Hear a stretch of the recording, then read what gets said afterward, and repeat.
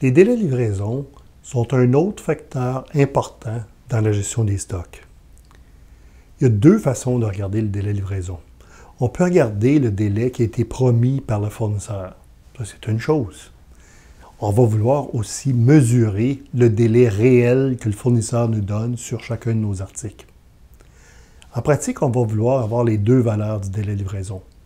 D'une part, on va pouvoir faire une comparaison entre le délai promis et les délais livrés par le fournisseur, et ça va nous permettre d'évaluer la performance de notre fournisseur. D'autre part, d'un point de vue gestion des stocks, on va vouloir calculer les paramètres de gestion des stocks en fonction du délai réel. C'est ça qu'on a en pratique. Alors, le stock de sécurité va être en lien avec le délai de livraison qu'on a du fournisseur réellement. Alors, plus le délai est long, plus on va devoir garder un stock de sécurité important.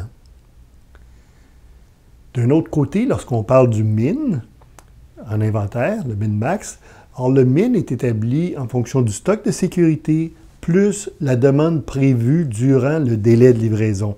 Alors, encore une fois, il faut que je connaisse mon délai de livraison pour déterminer mon min.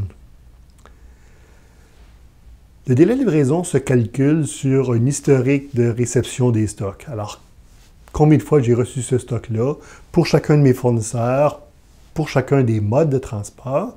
Et pour chacun des fournisseurs et des modes de transport, je vais regarder l'historique des réceptions. Et si j'ai assez de données, je vais enlever les données extrêmes. Je vais enlever le plus haut, je vais enlever le plus bas et je vais calculer la moyenne des autres délais de livraison.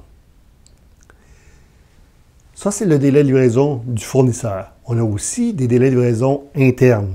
Alors, combien ça nous prend de temps pour émettre la commande? Quand on reçoit le matériel, combien ça nous prend de temps pour inspecter le matériel et le rendre disponible à la vente? Alors ça, c'est nos éléments de délai de livraison interne qui vont faire aussi partie du délai de livraison total. Pour améliorer notre efficacité, la relance du fournisseur pour s'assurer qu'il nous livre le matériel plus vite et en temps est une activité qui a une valeur ajoutée certaine. Alors on encourage les gens à le faire.